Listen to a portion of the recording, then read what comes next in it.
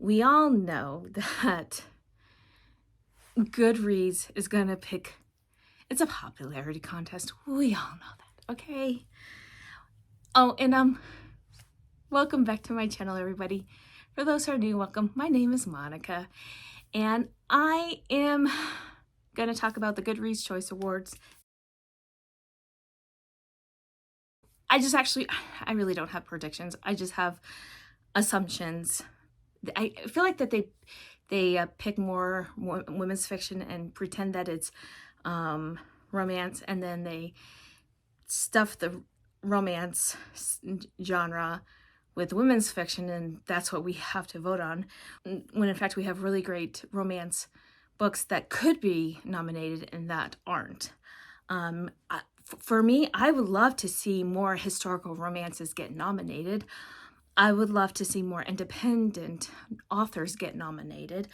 I mean, there's been a rise where indie authors are getting picked up by more publishers, so I think that's great.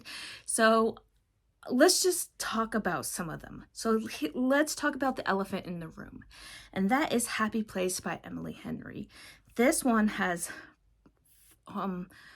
over 500,000 ratings, and it has a 4.07% star rating on Goodreads. So it's going to be nominated. We all know it's going to be nominated, right? That I probably think is going to be possibly nominated is The Long Game by Elena Armas. That has over 21,000 ratings. It has a 3.7, so it has over the 3.5 requirement, and it's only been out since September, but it has over 21,000 ratings. So that could be, that honestly could be in it. But I also think maybe Wildfire by Hannah Grace. That one's been out since October, and that one has almost 50,000. It has close to 50,000 ratings, and it has a 3.89 star rating. So yeah, that very could well be. I also think Meet Me at the Lake by Carly Fortune will absolutely be nominated. That has over, I think, like 142k ratings, and has a 3.72 star rating. I also think that Yours Truly by Abby Jimenez is going to absolutely be nominated. It has a 4.35 star rating with 143,000 ratings. Same with Love Theoretically by Ellie Hazelwood. That book has a 4.18 star rating with 211,000 ratings. I also think that The True Love Experiment by Christina Lauren will absolutely be nominated. It has over 78,000 ratings, and it has a 4.18 star rating on that one. So I think those are absolutely going to be nominated.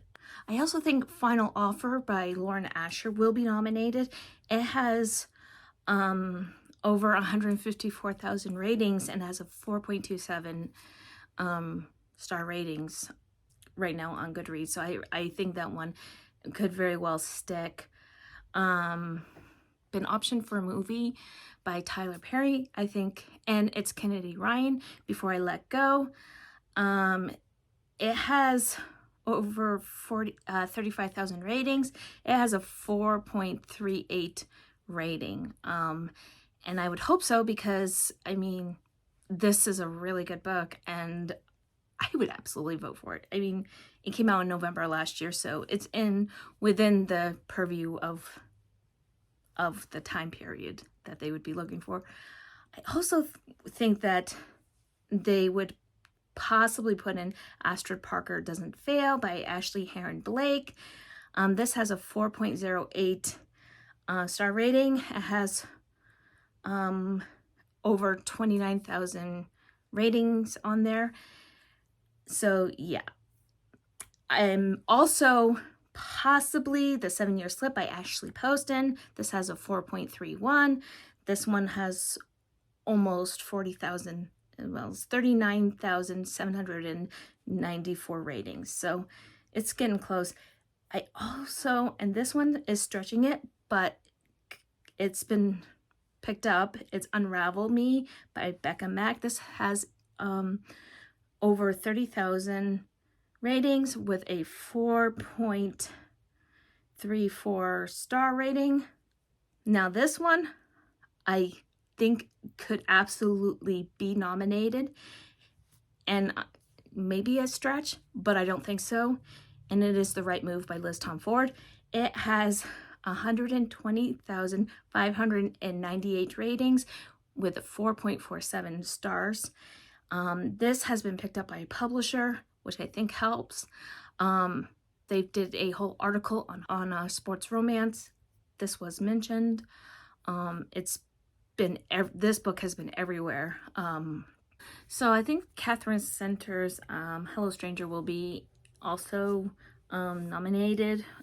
It has over 46,000 ratings, and it has a 4.01 star rating. So, I mean, it absolutely could. I'm positive we're going to see both Things We Hide from the Light or Things We Left Behind by Lucy Score, if not both. I mean, they both came out this year. They both, Things We Hide from the Light has a 4.11 star rating. It has 233,000, almost 234,000 ratings on it. Things That We Left Behind came out in September. It has a 4.47 stars ratings, and it has 115,398, and it came out in September. So that's pretty darn good for a book that came out, 2 months ago. So, I mean, yeah, we're definitely going to be seeing those two on there, if not at least one of them, if not both of them. So I also think we will very well could see Practice Makes Perfect by Sarah Adams.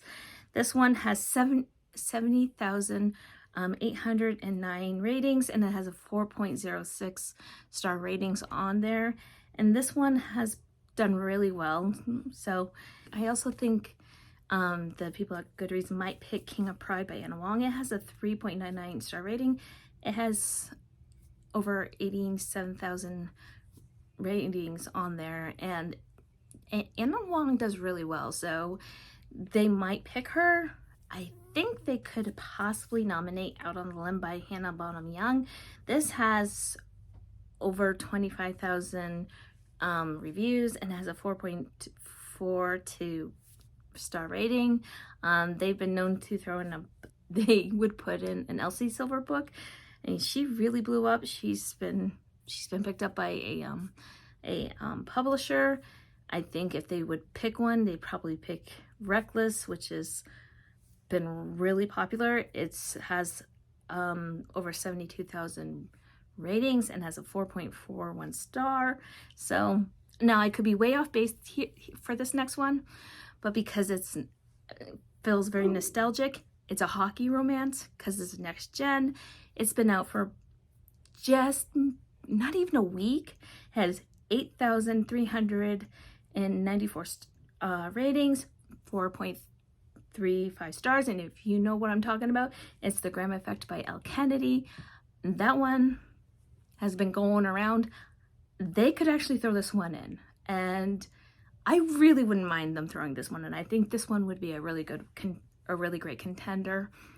Now I have my personal hopefuls that I don't think they're going to ever nominate, but I wish they would.